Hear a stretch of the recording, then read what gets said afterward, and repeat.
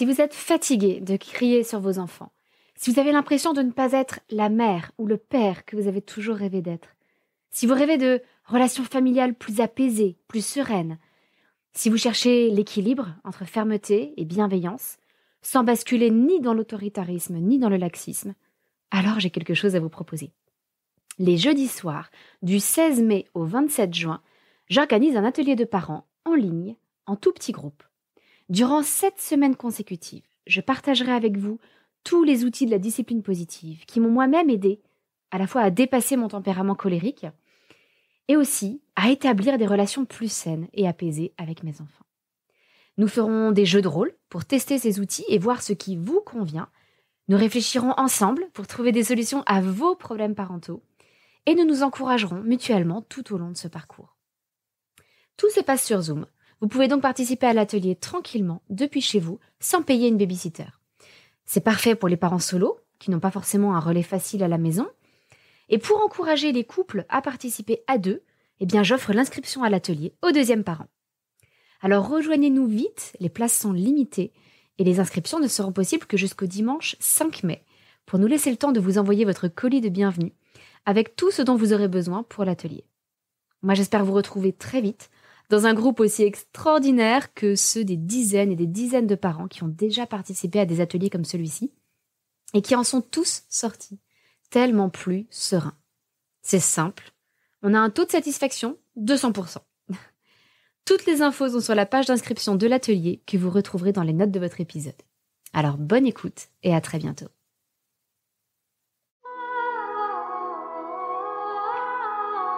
Bienvenue sur le podcast des Montessori 7, Montessori à la maison. Je suis Anne-Laure Schneider, formatrice Montessori et maman de 5 enfants instruits en famille. Ma mission, c'est d'aider les parents, les assistantes maternelles, bref, tous ceux que dans notre communauté nous appelons des souricettes, à mettre en pratique la philosophie Montessori chez eux, avec leurs enfants ou les enfants qu'ils gardent. Dans ce podcast, nous parlerons donc de pédagogie Montessori, mais aussi de discipline positive, d'instruction en famille, ce que l'on appelle aussi l'école à la maison, de co-schooling et de bien d'autres choses encore. Combien de familles ont-elles été brisées à cause de jalousie entre frères et sœurs? On en a des exemples dans toute l'histoire de France, des guerres de succession jusqu'aux crimes dans les familles liés à des jalousies et des rivalités dans les fratries.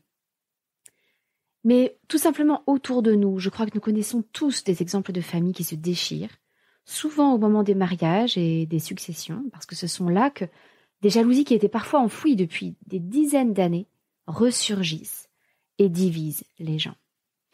Moi-même, dans ma propre famille, j'ai une sœur qui a coupé les ponts avec tout le monde, à notre grand regret, et l'une des sources de cette rupture vient de jalousie qui datait de plusieurs dizaines d'années et qui ont fini par germer et ressurgir plus tard et ont abouti à cette rupture que tout le monde regrette. Alors peut-être qu'on peut faire un petit peu mieux et je comprends que nous-mêmes, en tant que parents, nous ayons envie d'éviter ça à nos propres enfants.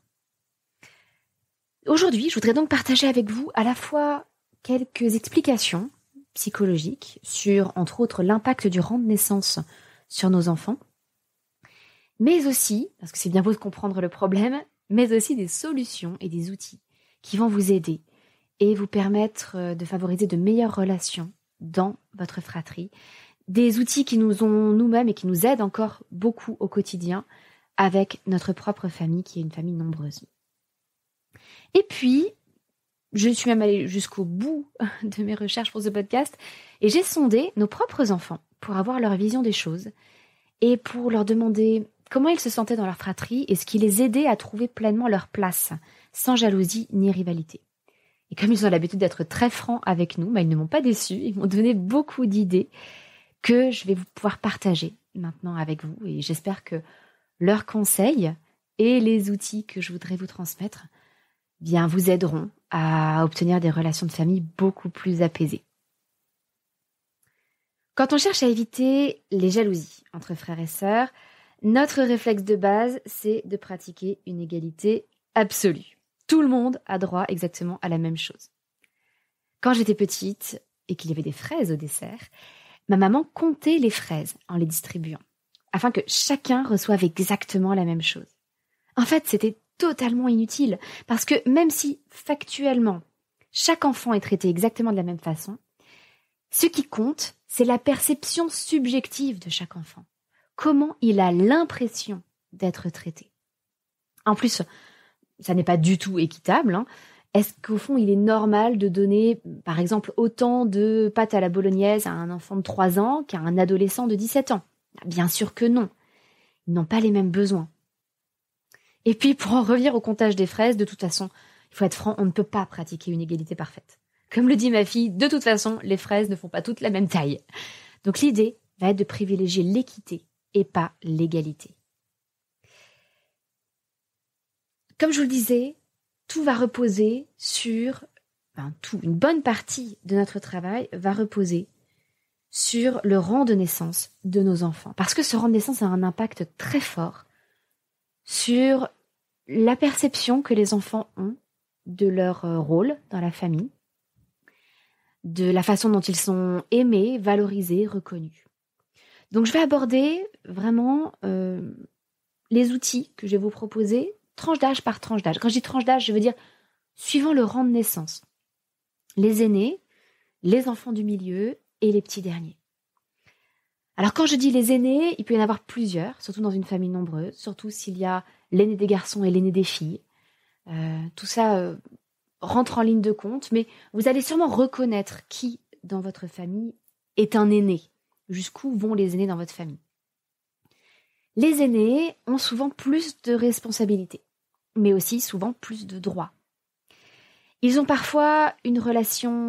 souvent même une relation privilégiée avec les parents, parce qu'ils ont été enfants uniques. En fait, l'aîné a été enfant unique, c'est le seul à l'avoir été.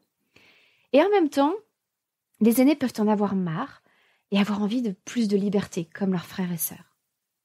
Parfois, ils ont l'impression que les plus jeunes ont les mêmes avantages qu'eux, sans les mêmes responsabilités. Par exemple, parce que les parents ont assoupli les règles au niveau des écrans et que si on regarde un film en famille, c'est avec tout le monde et pas seulement avec les plus grands. Et puis, pour un aîné, comme ses frères et sœurs sont plus petits, ils ont souvent davantage besoin des parents de façon matérielle. Par exemple, pour s'habiller, pour manger, pour se coiffer, pour se brosser les dents, etc. Et l'aîné peut avoir l'impression que les parents s'occupent moins de lui. En fait, il est probable qu'au même âge, les parents s'occupaient de la même façon de l'aîné, mais simplement l'aîné a grandi et est devenu plus autonome. Donc on a tendance à accorder, nous en tant que parents, davantage de notre temps aux plus jeunes de nos enfants qui ont plus besoin d'aide au niveau bêtement matériel. Et donc tout ça peut entraîner un grand sentiment d'injustice chez nos enfants aînés. Pour les enfants du milieu, souvent, ils éprouvent une sorte de jalousie à la fois vis-à-vis de l'aîné et des petits derniers. Ils ont régulièrement du mal à trouver leur place. Ils ont parfois l'impression d'être ignorés, invisibles. Parfois, ils s'isolent dans la fratrie ou parfois, ils essaient de se venger sur les grands frères et sœurs ou les petits frères et sœurs. Et puis, les petits derniers, quant à eux, ils sont déjà arrivés alors qu'il y avait déjà une fratrie. Il y avait déjà une fratrie avec des frères et sœurs qui étaient plus ou moins constitués. Et contrairement aux aînés, ils n'ont jamais été l'enfant unique. Paradoxalement, même si on considère souvent les petits derniers comme étant chouchoutés par leurs parents, il peut arriver que les parents aient moins de temps à consacrer aux petits derniers. Ils avaient souvent plus de temps pour l'aîné, qui était tout seul. Et puis, les parents sont plus âgés. Alors d'un côté, ils sont plus expérimentés avec le petit dernier, mais peut-être qu'ils sont aussi moins dynamiques. Moi, je le reconnais très sincèrement, très franchement. Je résiste beaucoup moins bien à une nuit sans sommeil aujourd'hui qu'il y a 10 ans, ou même 15 ans. Donc, il y a des choses pour lesquelles je suis moins dynamique avec nos petits derniers qu'avec les plus grands au même âge. Et puis, les petits derniers sont souvent, comme je vous le disais, accusés d'être chouchoutés par les parents, mais en réalité, ils peuvent avoir l'impression que les parents préfèrent faire des choses avec les grands. C'est vrai que j'ai davantage regardé des dessins animés de petits, des dessins animés Disney par exemple, avec nos aînés qu'avec les petits derniers, parce que on les a déjà revus et que Non, franchement, j'ai plus très envie de revoir La Reine des Neiges, là. J'ai suffisamment saturé. Donc, voilà ce à quoi il faut faire attention. Il faut faire attention à ce que les aînés ne se sentent pas trop parentifiés, qu'ils ne jouent pas trop un rôle de parents auprès de leurs frères et sœurs, qu'ils aient un équilibre entre les responsabilités et les droits.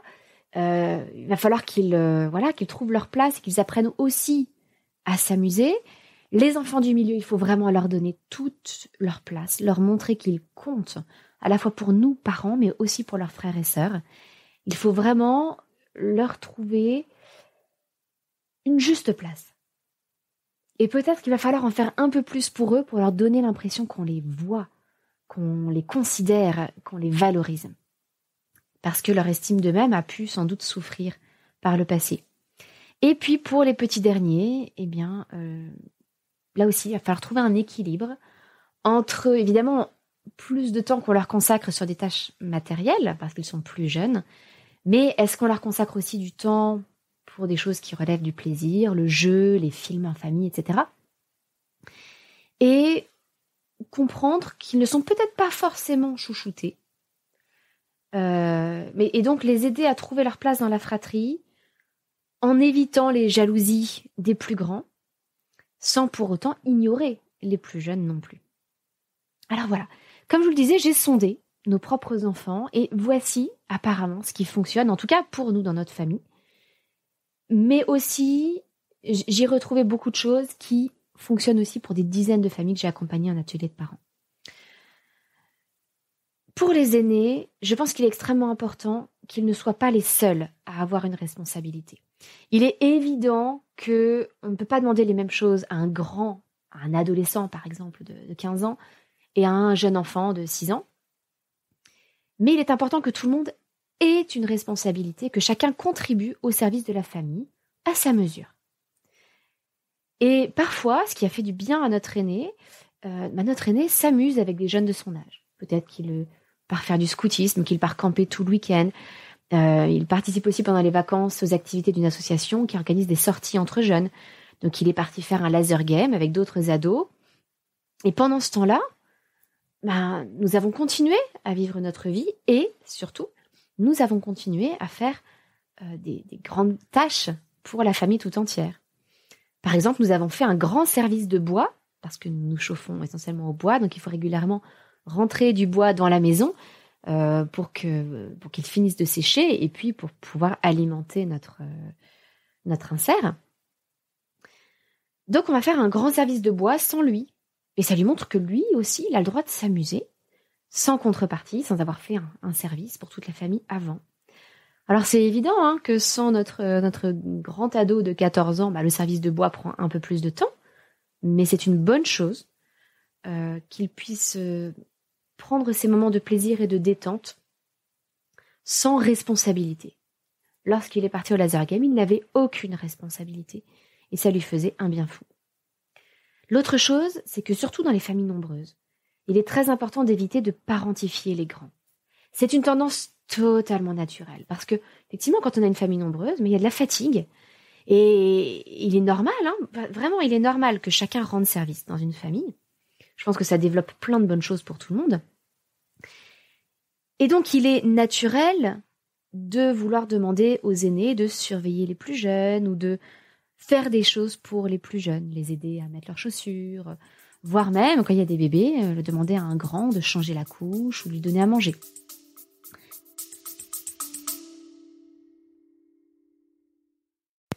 Personne n'a envie d'avoir un enfant roi.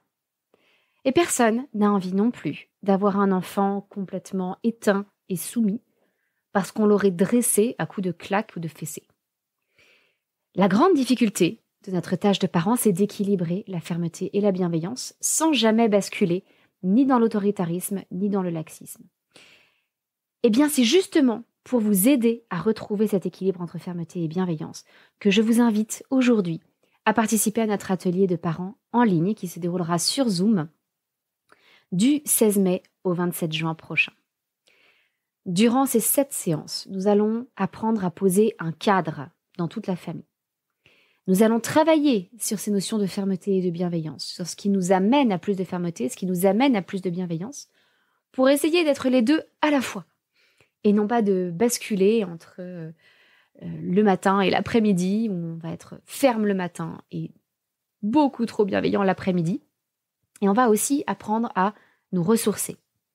Dans la 3e séance, on va travailler sur l'ordre de naissance et son impact sur les enfants. Nous allons aussi étudier ce que sont les comportements inappropriés chez les enfants et comment on peut y répondre. Dans la 4e session, nous allons faire tout un bloc pour passer de la punition à la recherche de solutions. C'est le bloc central de tout cet atelier et croyez-moi, c'est là qu'il y a les prises de conscience les plus phénoménales. Ensuite, on abordera la gestion des conflits, en particulier dans la fratrie, mais aussi évidemment entre enfants et adultes. Ensuite, on apprendra à mieux nous connaître grâce à un travail qu'on appelle les cartes dominantes. Et puis, on apprendra à trouver des solutions tous ensemble, en famille. Et enfin, durant la dernière séance, nous verrons comment passer un accord et nous y tenir et faire en sorte que tout le monde dans la famille s'y tienne. Voilà, si ce programme vous tente, eh bien n'hésitez pas à nous rejoindre dans l'atelier de parents. Pour cela, c'est très simple. Le lien pour vous inscrire est dans les notes de cet épisode et vous avez tout simplement jusqu'au dimanche 5 mai pour vous inscrire. Il nous faut un petit peu de temps pour préparer l'atelier, vous envoyer votre colis de bienvenue dans lequel vous retrouverez le livre La discipline positive et un porte-vue avec tous les documents qui pourront vous être utiles, toutes les ressources dont nous aurons besoin pendant l'atelier. Je vous laisse écouter la fin de votre épisode et n'hésitez pas donc à consulter le lien d'inscription qui se trouve dans les notes de votre podcast.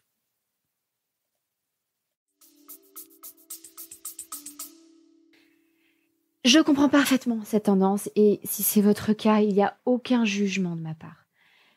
Mais je pense qu'il est important de prendre conscience de ce que ça peut entraîner chez nos grands.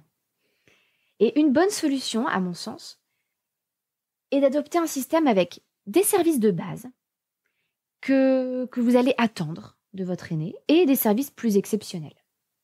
Dans les services de base, il y a des choses auxquelles tout le monde va contribuer. Par exemple, je vous parlais de notre service de bois. Tout le monde va faire le service de bois. Ça peut être aussi lorsqu'il s'agit de débarrasser la table ou de mettre le couvert. Lorsqu'on fait, alors chez nous on fait souvent des petits rangements quotidiens où pendant un quart d'heure, tout le monde range. Et peut-être que l'un va aller nettoyer les toilettes, peut-être qu'un autre va passer l'aspirateur, qu'un troisième, et quand je dis un troisième, c'est aussi bien les enfants que nous, les parents, hein. Tout le monde fait le petit rangement. Peut-être que quelqu'un d'autre va passer la serpillière, que quelqu'un d'autre va ranger le buffet sur lequel on pose toutes les affaires en arrivant à la maison, etc., etc. Donc il peut y avoir des services de base, comme cela, où chacun a son rôle à jouer, et puis il peut y avoir des services plus exceptionnels.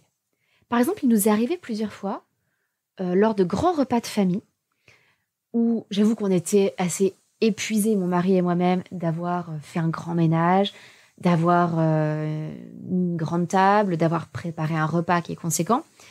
Et souvent, on aime bien profiter un peu plus du temps après le repas, prendre un café avec tout le monde, et discuter et nous détendre un petit peu. Et donc, il est arrivé plusieurs fois qu'on demande à notre aîné ou à nos aînés de faire s'il voulait bien, faire un grand service de débarrassage et de vaisselle à la fin du repas. Ça peut être aussi un service de surveillance des animaux pendant une réunion de famille, de dire, voilà, il va y avoir beaucoup d'enfants. Est-ce que vous pouvez surveiller que, quand il y a des jeunes enfants, que rien n'arrive à nos lapins ou à nos poules, que tout se passe bien? Eh bien, dans ce cas-là, c'est un service qu'on considère comme exceptionnel. Ça veut dire déjà qu'ils sont libres de refuser. C'est laisser à leur discrétion. Est-ce que tu voudrais bien faire ça pour nous? Et s'ils disent non, bah tant pis, hein, c'est nous qui allons le faire. Ça, c'est extrêmement important. Je pense qu'ils aient cette liberté de dire oui ou de dire non. Et derrière, comme pour nous, il s'agit de services qui sont exceptionnels, il y a une récompense qui va avec. Nous avons toujours un stock de BD à 3 € qu'on achète quand il y a, vous savez, c'est les séries Hachette ou autres qui sortent. Les premiers exemplaires sont souvent à 2-3 €. Donc, quand les BD sont intéressantes, on en achète souvent dans ces cas-là, ou on achète des BD dans des magasins comme Nose de déstockage. Donc, on a toujours un petit stock de BD à 3 € à la maison. Eh bien, voilà, ça peut être simplement d'offrir une BD parce que notre fils a fait une tonne de vaisselle et qu'il a rangé toute la vaisselle du grand repas de famille derrière. Nous, ça ne nous coûte pas très cher, parce que c'est vrai qu'on ne peut pas non plus, entre guillemets, payer des enfants au SMIC euh, en, en les traitant comme des salariés. On est dans une autre dynamique, on est dans une dynamique de services rendus en famille, mais des services quand même un peu exceptionnels. Donc, l'avantage d'avoir fait des stocks, c'est qu'ils reçoivent un cadeau qui a une valeur bien plus importante que 3 euros, mais nous ne l'avons payé que 3 euros. Tout ça pour vous dire que c'est quelque chose que vous pouvez faire même si vous n'avez pas beaucoup de moyens. Alors, il ne s'agit pas de se ruiner pour autant. De la même façon, nos enfants sont encore trop jeunes, mais si nous devons un jour leur demander de faire ce que j'appelle un vrai babysitting, c'est-à-dire un babysitting où les enfants doivent s'assurer que leurs frères et sœurs vont se coucher, qu'ils se mettent en pyjama, qu'ils se brossent les dents. Vous voyez, où il y a vraiment quelque chose à faire, euh, pas juste une présence à la maison quand tout le monde dort. Vous voyez. Et ben, ce genre de babysitting, nous les rémunérerons. Ça me paraît totalement normal. Donc, ce sont ces deux critères, le fait que les enfants aient le choix de dire non pour ces services exceptionnels et que ces services exceptionnels soient récompensés d'une façon ou d'une autre. Ça peut être récompensé par un privilège supplémentaire, par exemple par une soirée film avec papa et maman. Ça va pas forcément d'être une rémunération pécuniaire ou avec des biens matériels. Mais voilà, le fait qu'il y ait une récompense et que ce soit laissé à leur discrétion, ça fait toute la différence pour éviter que les aînés se sentent trop parentifiés. Et puis, il est important qu'au fur et à mesure où nos grands acquièrent plus de responsabilités, ils s'acquièrent aussi plus de privilèges. Par exemple, nous avons toutes les semaines un apéro film en famille tous ensemble, mais nous avons régulièrement, je dirais en moyenne une fois par semaine, une soirée film, ou bien avec uniquement notre aîné et son papa. Par exemple, lorsque moi je fais des séances de questions-réponses, que j'anime des ateliers de parents le soir, etc. Bah eux, ils font leur petite soirée entre mecs. Ils regardent des films que moi j'ai pas spécialement envie de regarder et qui me plaisent pas plus que ça. Et ils passent un bon moment. Ou nous pouvons aussi passer des soirées avec nos deux aînés, donc mon mari, nos deux aînés et moi-même, par exemple pour regarder une série comme Sherlock, qui est quand même une série plus adulte que ce que nous pourrions regarder avec nos enfants de 6 et 9 ans. Et en plus, on peut le regarder en anglais pour leur faire travailler un petit peu l'anglais. Sous-titré, je vous rassure. Donc voilà, avec davantage de responsabilités, ils obtiennent aussi davantage de privilèges. Donc il y a un équilibre. Et c'est ce qui... Voilà, c'est le retour que nous avons eu de nos aînés. C'est ce qui fait qu'ils se sentent bien dans leur rôle d'aîné, parce qu'ils ont ces privilèges aussi. Un autre outil que je voudrais vous proposer et qui va être, à mon sens, fondamental pour les enfants du milieu, c'est ce qu'on appelle en discipline positive le temps dédié. Chez nous, on appelle souvent ça nos moments à nous. Alors, j'ai fait un podcast spécifique sur le temps dédié, que je vous recommande beaucoup. Comme je vous le disais, les enfants du milieu, ils ont souvent du mal à trouver leur place, ils peuvent avoir l'impression qu'on ne les voit pas, qu'on les ignore, qu'ils sont invisibles, qu'on ne passe pas assez de temps avec eux, qu'on ne se concentre que sur les aînés parce qu'ils sont plus grands et sur les plus jeunes parce qu'ils sont plus petits. Et eux, voilà, ils se retrouvent au milieu de tout ça. Et ils peuvent d'ailleurs avoir du mal à trouver aussi leur place avec leurs frères et sœurs dans leur jeu. Ça peut être difficile parce qu'ils ne sont pas forcément assez grands pour faire les jeux des plus grands. Et puis, ils peuvent avoir l'impression que les jeux des plus jeunes sont un peu bébés. Donc, c'est pas simple.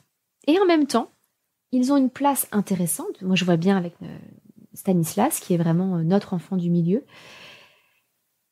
Il a trouvé sa place en faisant beaucoup de jeux de société avec son frère aîné, qui a 5 ans de plus que lui, mais aussi en jouant au Playmobil avec sa petite sœur de 6 ans, qui a 3 ans de moins que lui.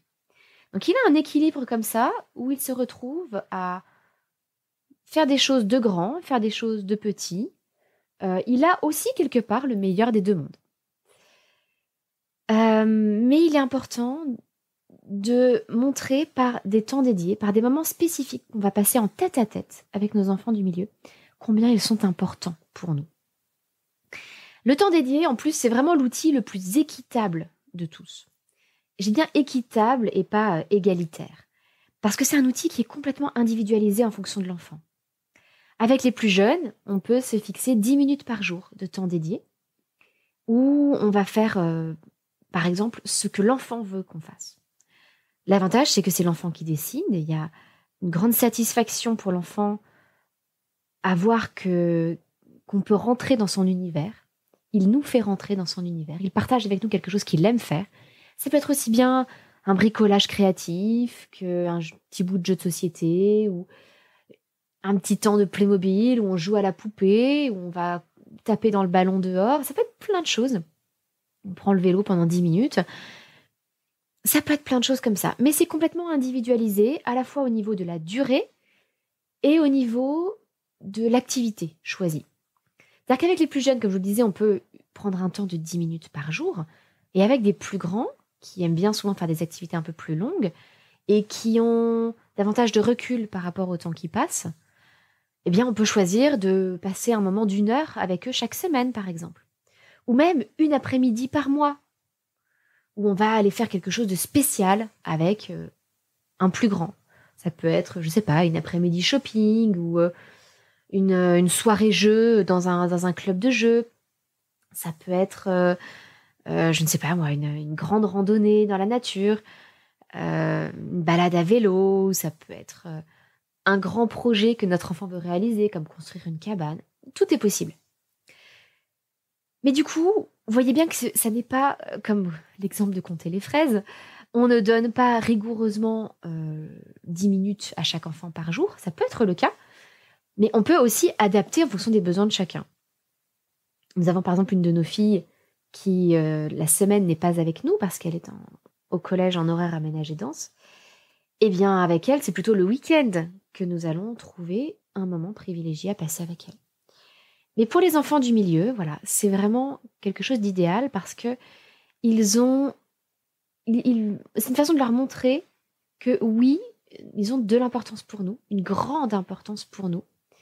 Et pendant ces moments, nous serons en tête à tête avec eux, sans interruption. C'est-à-dire que si un plus jeune vient nous interrompre, nous lui dirons non, là c'est le moment que je passe avec ton frère ou avec ta sœur. Si un aîné vient nous interrompre, déjà il est plus grand, il devrait comprendre qu'il ne faut pas interrompre. Nous lui dirons de la même façon, non, là, je suis avec ton frère ou ta sœur. C'est le plus important pour moi, là, tout de suite. Et ça, c'est très important parce que les enfants du milieu, du coup, vont comprendre que durant ces temps dédiés, ils passent avant tous les autres. Et qu'ils ont cette place absolument unique en nos cœurs. Et que, même si c'est le cas, hein, qu'ils ont cette place unique en nos cœurs, nous faisons l'effort de le montrer par nos actes et nos paroles.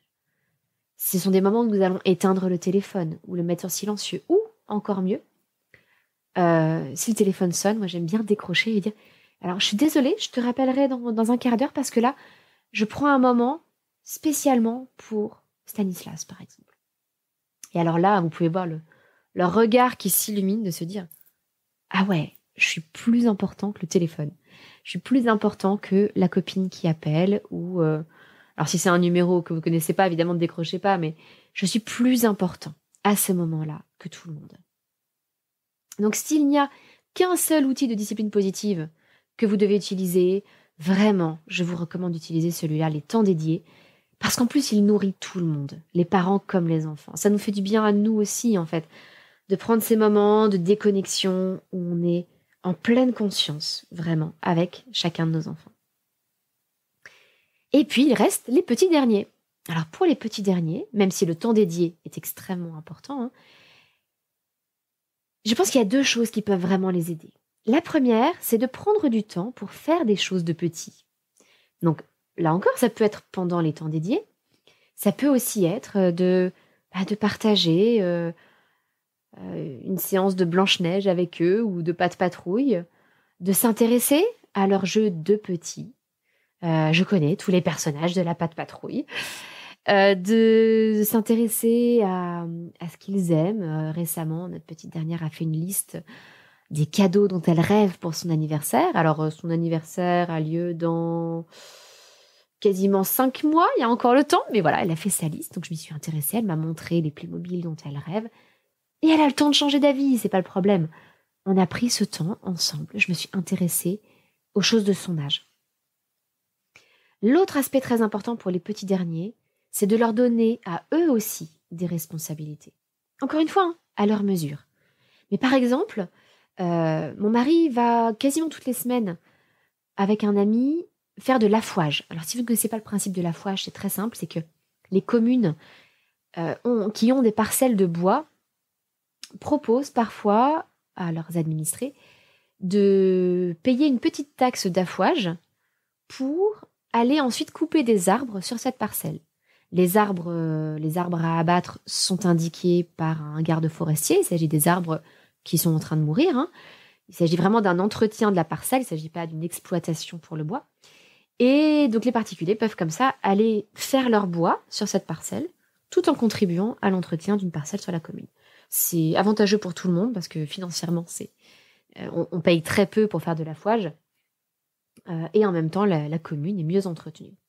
Donc mon mari va régulièrement avec cet ami faire de l'affouage le samedi matin. Et en général, il emmenait les aînés avec lui, parce que c'est quand même un travail assez physique. Les papas coupaient du bois, coupaient les arbres, et puis les plus jeunes se mettaient surtout à fendre le bois. Et évidemment, il y a beaucoup de transport à faire aussi, parce qu'une fois que toutes ces bûches sont fendues, il faut les empiler pour qu'elles sèchent correctement.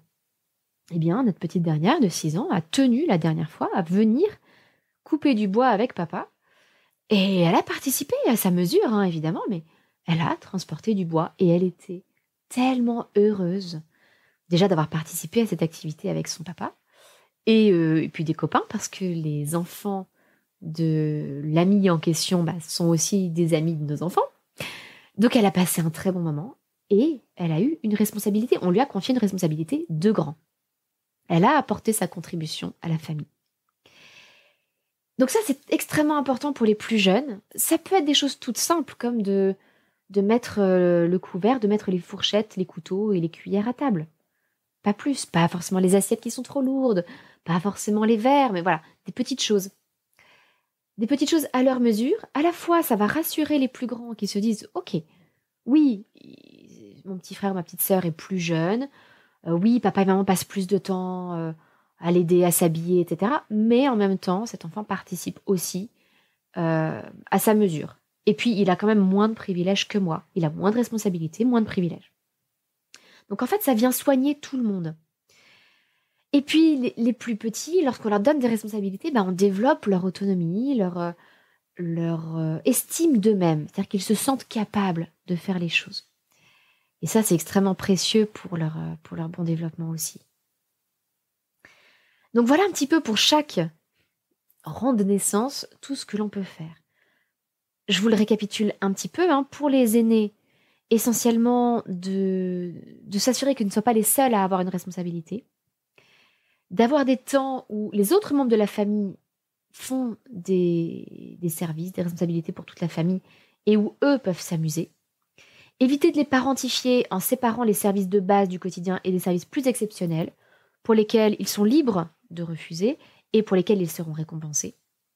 Et puis, bien associer l'idée que s'ils ont plus de responsabilités, ils ont aussi plus de privilèges qui sont adaptés à leur âge. Pour les enfants du milieu, pour tous en fait, mais particulièrement pour les enfants du milieu, je vous recommande les temps dédiés, des moments vraiment en tête-à-tête avec eux. Et pour les petits derniers, de prendre du temps pour faire des choses de petits, de s'intéresser à leur univers de petits, mais aussi de leur donner des responsabilités, adaptées évidemment à leur âge et à leurs compétences. Et ce, dès qu'ils savent marcher. Un enfant d'1 an et demi qui marche bien, peut très bien prendre son verre et aller le mettre dans le lave-vaisselle à la fin du repas. Il y a plein de possibilités d'impliquer même les très jeunes enfants. Et puis pour tous, les enfants comme les adultes, je pense qu'il est extrêmement précieux de faire des choses ensemble, tous ensemble. Et ça m'a vraiment été redit aussi par nos enfants.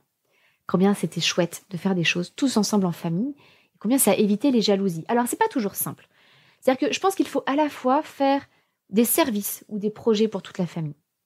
Par exemple, quand on construit un enclos pour nos chèvres, tout le monde s'y met. Et du coup, tout le monde, il y a une unité familiale, une culture familiale qui se crée dans ces moments-là.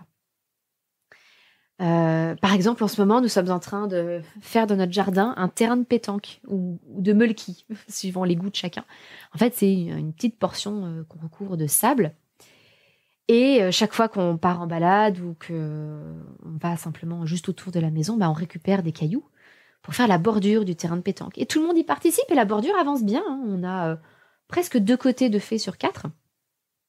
Et tout ça, c'est un facteur d'unité et d'union familiale. Donc ça peut être des services ou des projets. Ça peut aussi être une activité qui plaît à tout le monde. Par exemple, notre apéro-film du mardi soir. C'est vraiment une tradition auquel tout le monde tient, qui est précieuse.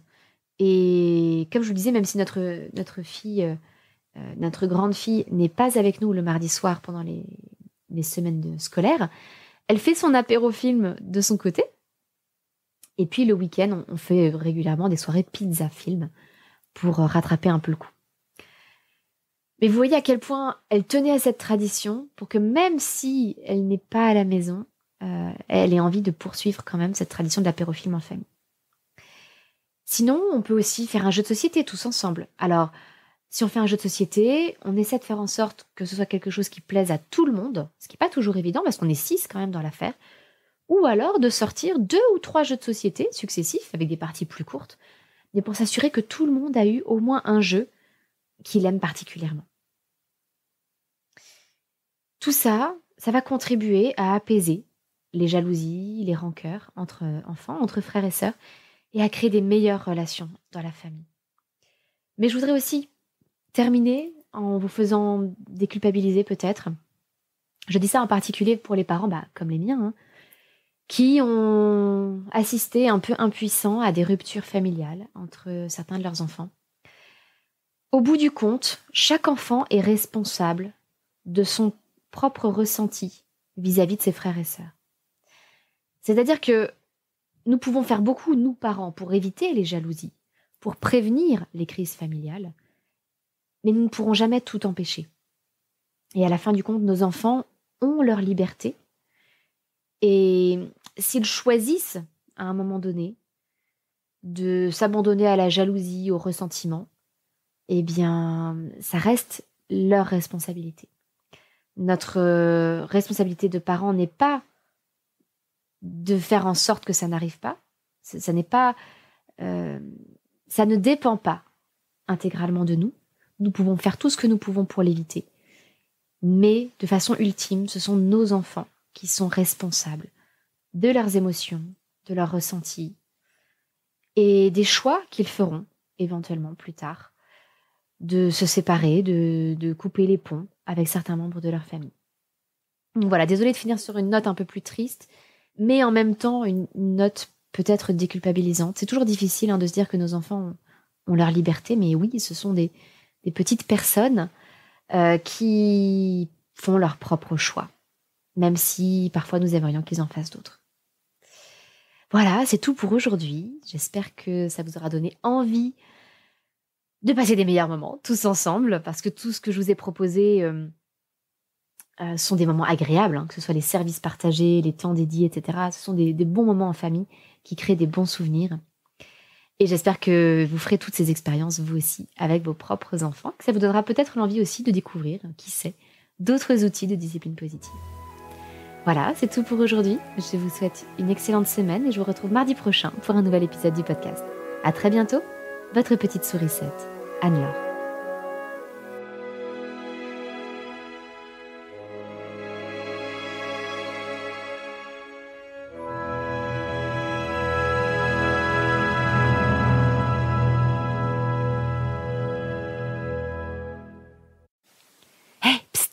N'oubliez pas que vous n'avez que jusqu'au dimanche 5 mai pour vous inscrire à notre prochain atelier de parents en discipline positive sur Zoom. Et petit rappel, l'inscription du 2e parent est offerte. Donc si vous voulez prendre du temps en couple, à la fois pour vous et pour votre famille, eh bien c'est l'occasion ou jamais. Vous pourrez suivre tous les ateliers de chez vous sans même avoir à prendre une babysitter. Mais bien entendu, si vous êtes parent solo, vous êtes tout autant le bienvenu. J'ai donc hâte de vous retrouver les jeudis soirs de 20h30 à 22h30 entre le 16 mai et le 27 juin pour 7 séances de 2 heures en discipline positive. Toutes les informations sont disponibles sur le lien d'inscription que vous retrouverez dans les notes de votre épisode. À très bientôt!